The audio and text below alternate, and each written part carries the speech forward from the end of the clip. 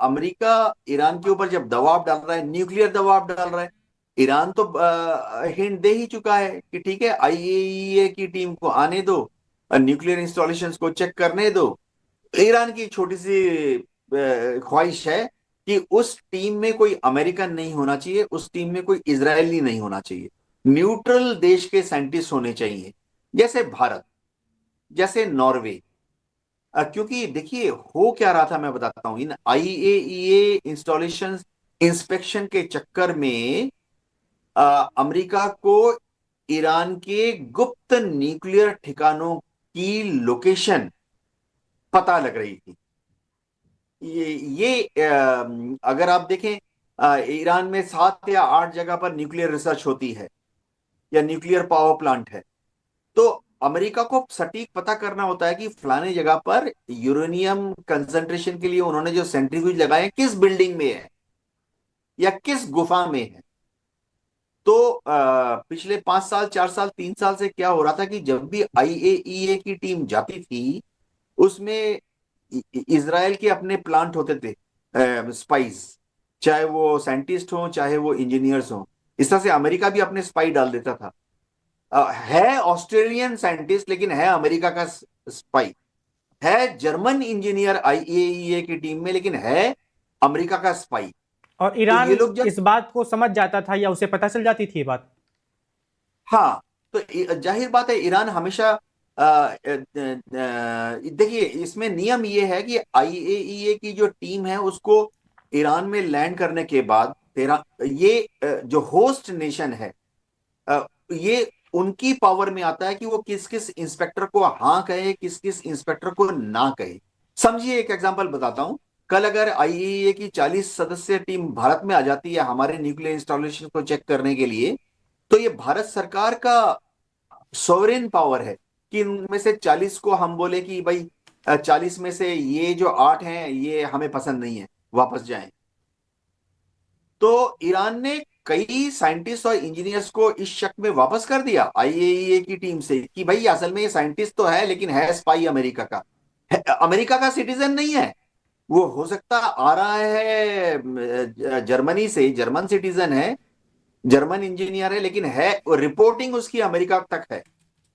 और ये लोग आके क्योंकि वहां आ रहे हैं तो ये देखते थे कौन सी वाली बिल्डिंग में सेंट्रीफ्यूज लगे हैं, कहां पर न्यूक्लियर वॉरहेड बनाने की चेष्टा की जा रही है, इनके कौन कौन से साइंटिस्ट हैं, न्यूक्लियर साइंटिस्ट नाम क्या है, वो न्यूक्लियर साइंटिस्ट के किस बिल्डिंग में ऑफिस है, पता लगा मोसाद ने उसी का आके उड़ा दिया।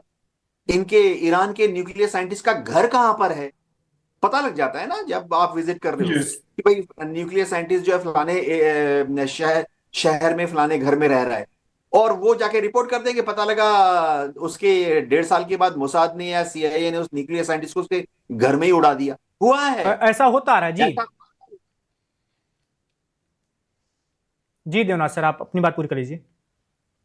तो आईएईए की जो टीम आती थी वो एक ईरान के जो न्यूक्लियर साइंटिस्ट हैं, न्यूक्लियर इंजीनियर्स हैं, कम से कम बेसिकली कम से कम उनका नाम, डेजिग्नेशन, अपॉइंटमेंट और किस ऑफिस में काम कर रहा है ये तो पता ही लग जाएगा ना।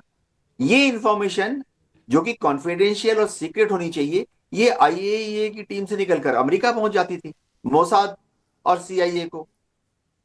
तो उसके बाद मोसाद और सीआईए को मालूम था कि ठीक है ये कभी ना कभी तो एज ए टूरिस्ट अजरबैजान जाएगा, हम इसको अजरबैजान में ही धर लेंगे।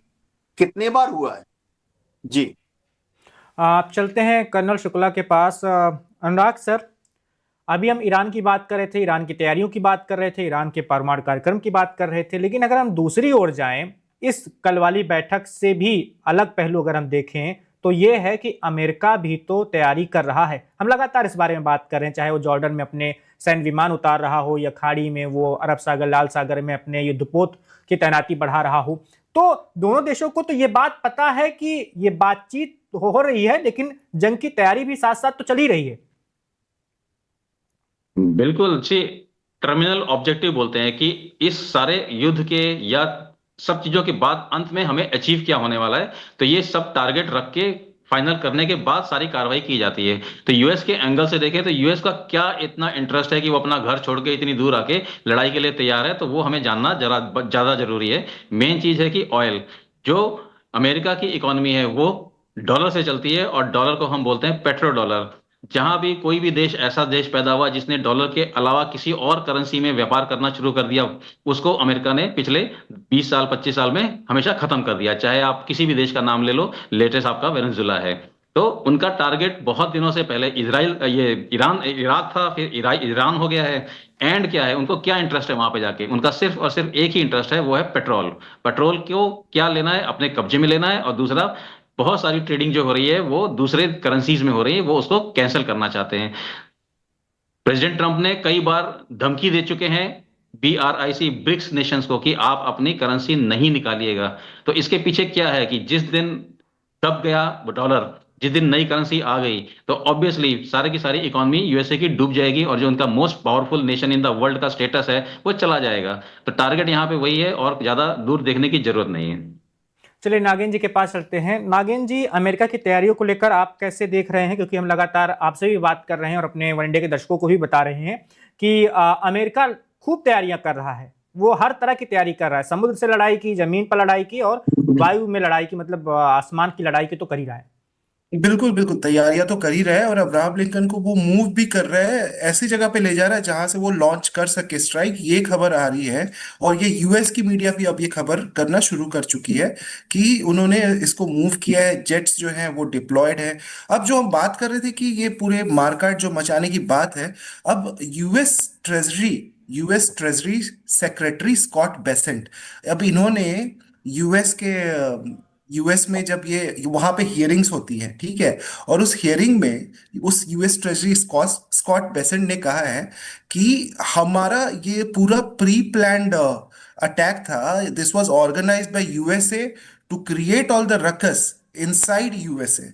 तो ये तो खुद ही अपने प्रेसिडेंट के बारे में बता रहे कि ये हमारा खुद का क्रिएट किया हुआ है, और यहाँ पे हमने हमला मचाया। स्कॉट बेसेंट नाम है, अगर आप उनको सर्च करिएगा तो। और उन्होंने ये भी ऐड किया कि we created dollar shortage in the country, in Iran, the Iranian currency went into free fall, inflation exploded. जो हम कल बात कर रहे थे, 12,22,000 का $1 जो ईरान में मिल रहा है। तो आपने पहले वहां पे इन्फ्लेशन क्रिएट किया, वहां पे पूरी प्रॉब्लम बढ़ा दी, उसके बाद ऑब्वियसली लोग तो त्राहिमाम मचाएंगे। अब बता रहे हैं कि 70-80 हजार जो लोग हैं वो मरे हैं।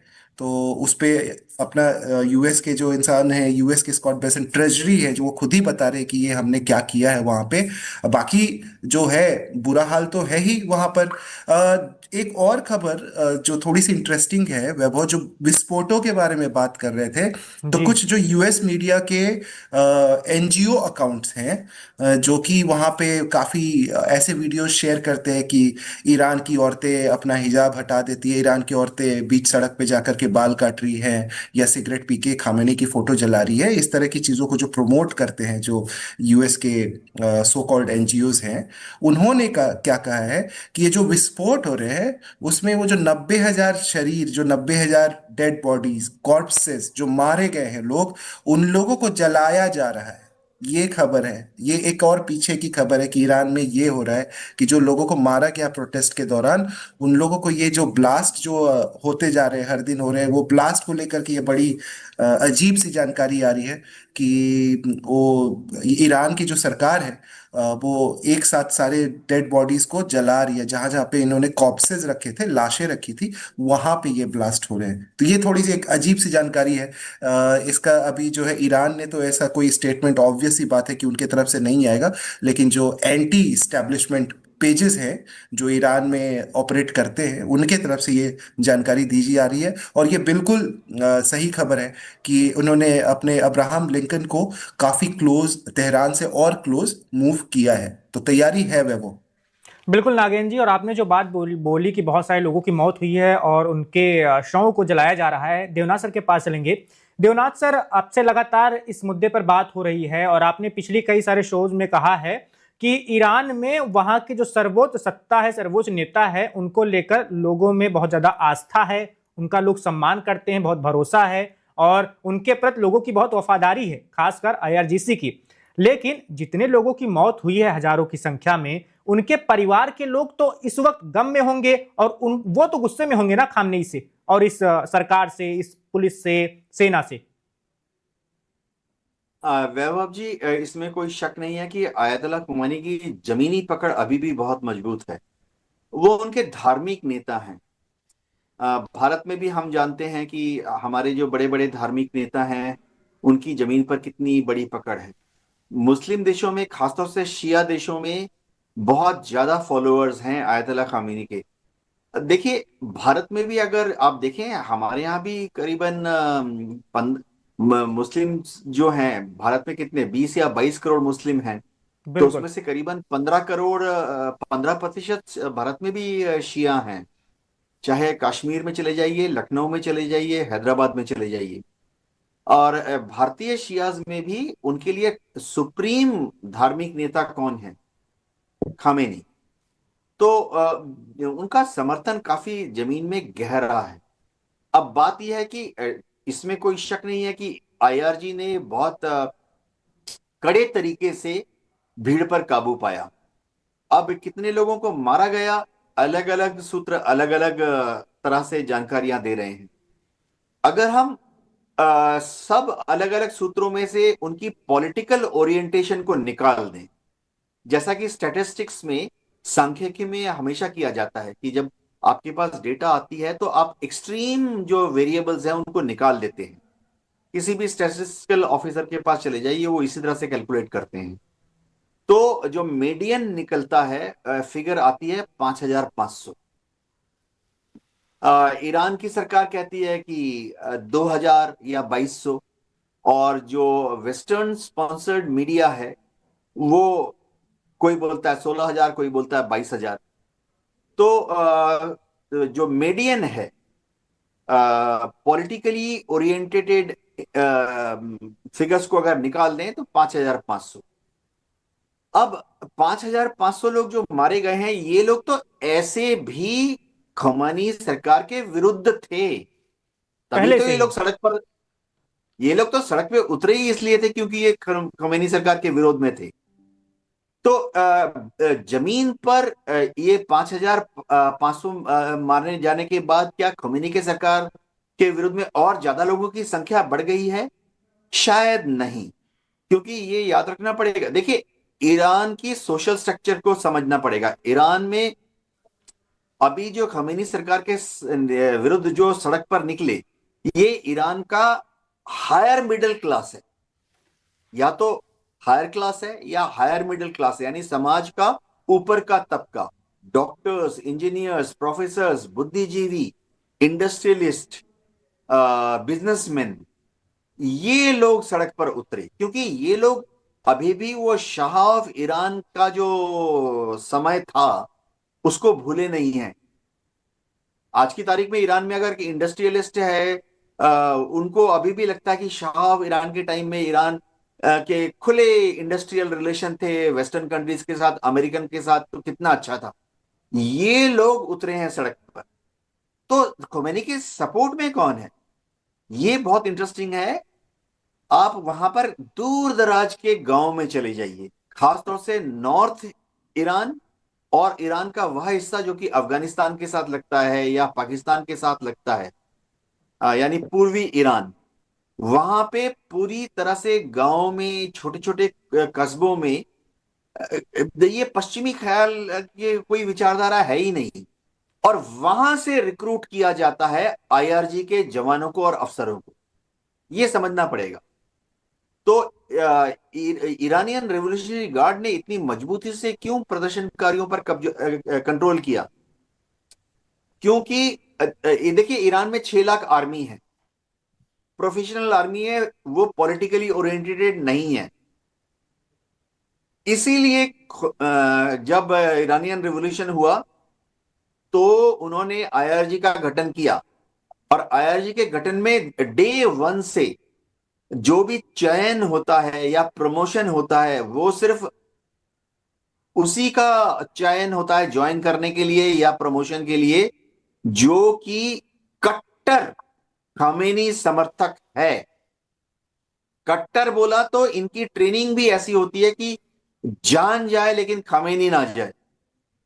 तो 5,000 लोगों को मार दिया। इनके लिए ह्यूमन, देखिए ईरान में ह्यूमन राइट वायलेशन का भी एक अजीब सा इक्वेशन है, ये समझना पड़ेगा। दशकों से वहां युद्ध हुआ, इराक के साथ 10 साल तक युद्ध हुआ। ईरान में पिछले 45 साल से जो अमेरिका ने अलग अलग सैंक्शन लगाए हैं, तो लोग आदी हो चुके हैं कठिन जीवन यापन करने के लिए। तो और पश्चिम एशिया में ऐसे भी ह्यूमन राइट्स नाम की कोई चीज है नहीं। आप अरब कंट्रीज में चले जाइए, कहां आपको ह्यूमन राइट्स नजर आएगा? उनको तो वोट भी नहीं करने देते। जी। आज की तारीख में वहां कहीं पे किंग है, कहीं पे प्रिंस है, कहीं पे शाह है, कहीं पे शेख है। वहां डेमोक्रेसी, हाँ ये अलग बात है कि तेल बहुत है तो गरीब आदमी के जेब में भी $100 होते हैं, लेकिन ह्यूमन राइट्स, एक बंदा खड़े होके सऊदी अरेबिया में या कतार में बोल दे कि हमारे प्रिंसली फैमिली की जो भी है, आप देखेंगे 2 घंटे में जेल में होगा, परसों पता ही नहीं लगेगा कि वो कहां भाप बन के उड़ गया। Subscribe to One India and never miss an update. Download the One India app now.